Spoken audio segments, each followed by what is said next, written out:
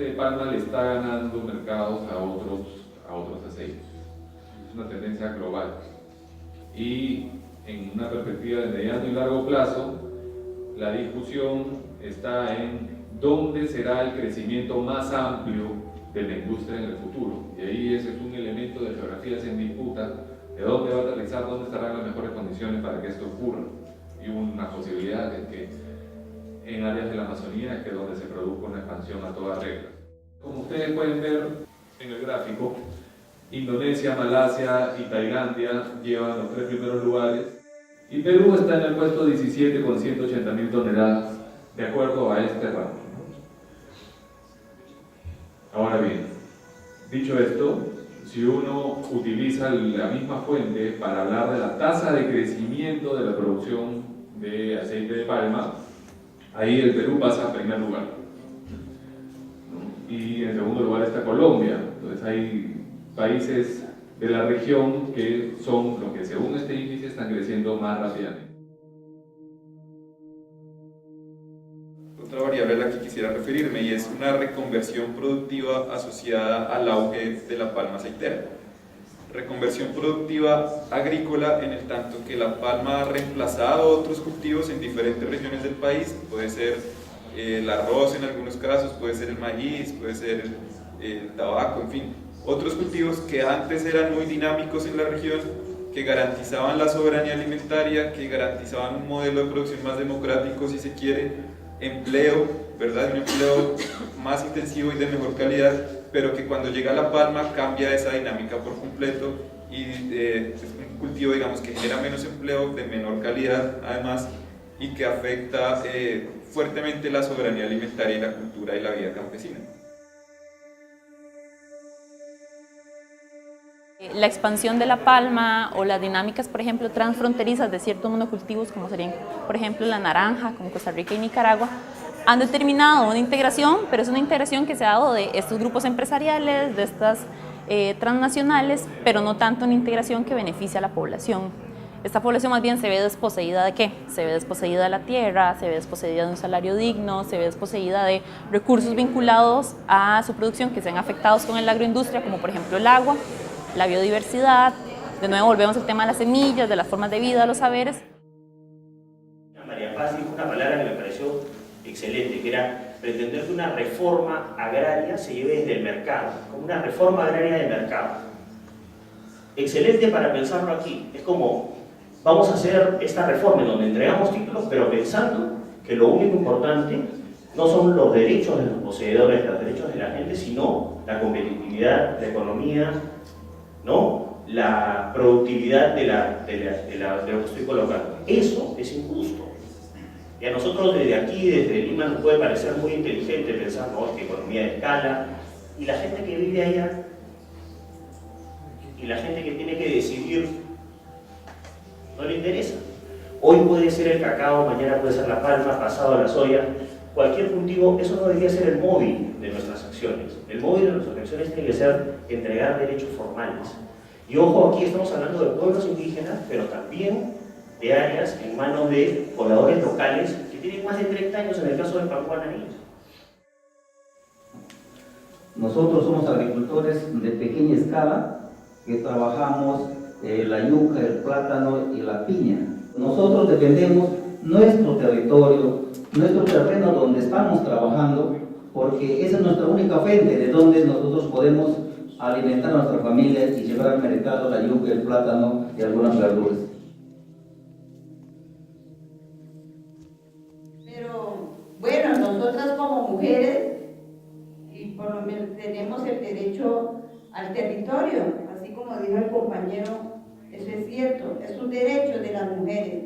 Y así como la tierra, la madre tierra, si nosotros no cultivamos una semilla en la tierra, ¿cómo vamos a tener alimentos para nuestros hijos?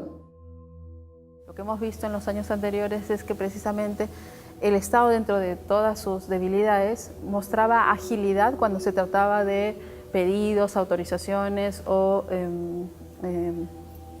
licencias o concesiones pedidos por grupos económicos o por empresas que evidentemente tienen un poder de influencia frente a las autoridades. Sin embargo, en el caso, por ejemplo, de los derechos que piden las comunidades indígenas, muchas veces para esto, más bien el Estado muestra esas deficiencias en el sentido de que pone muchos requisitos que son difíciles de cumplir, hay una cantidad de años que pasan sin que las comunidades puedan lograr la titulación de sus tierras. Entonces, esta falta de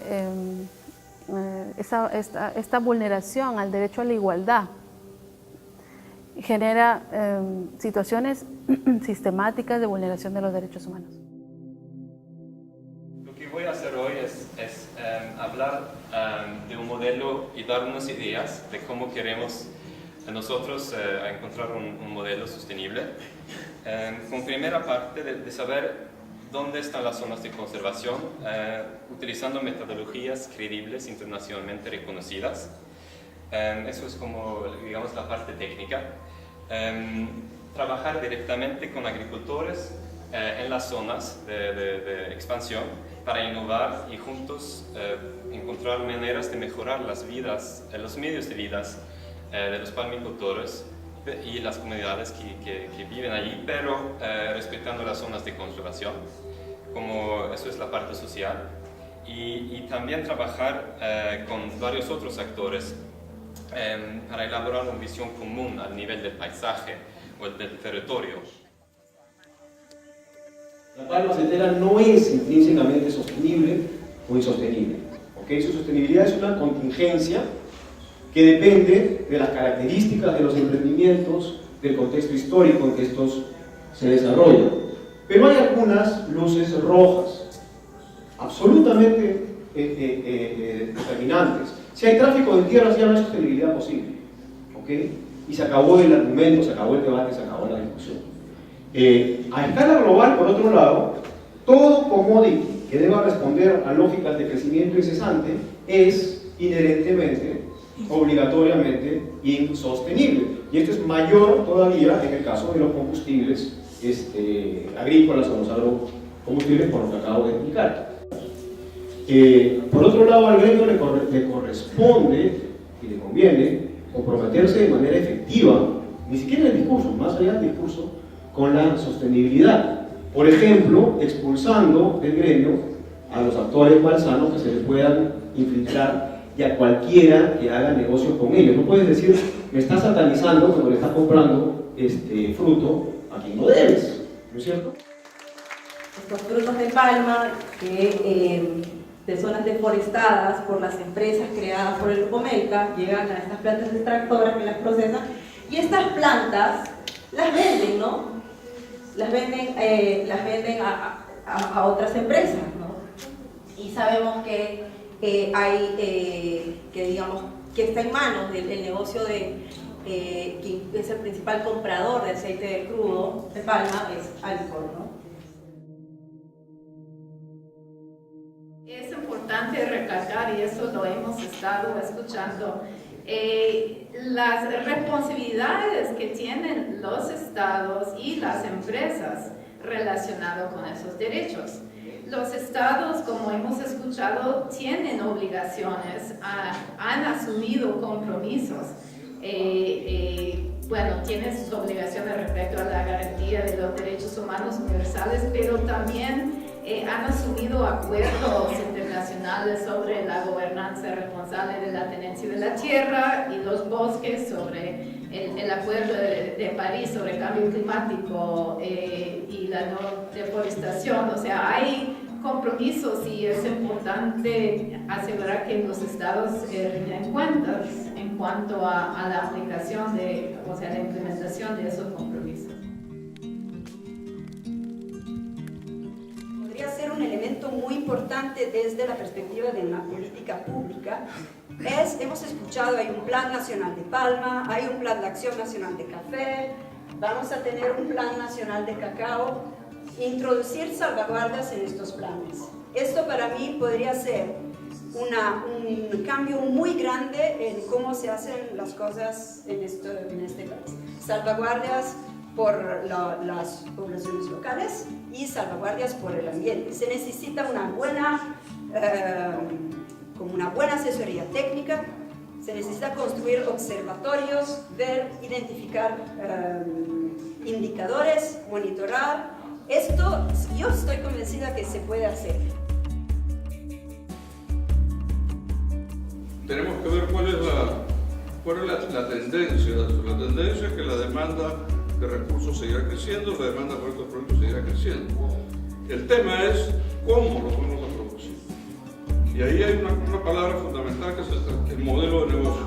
Un modelo de negocio que pretende, digamos, la propiedad de la tierra como punto inicial y absolutamente necesario para llevar adelante este tipo de inversiones, y además en las extensiones que se plantea es un modelo inviable.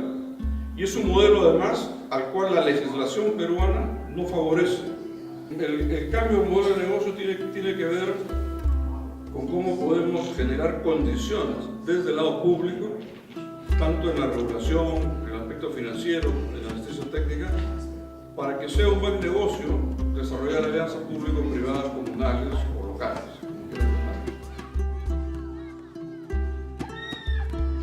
Estos eventos para nosotros los pequeños palmeros son muy importantes porque nos permiten conocer qué es lo que la sociedad civil entiende, cómo entiende el cultivo de la palma.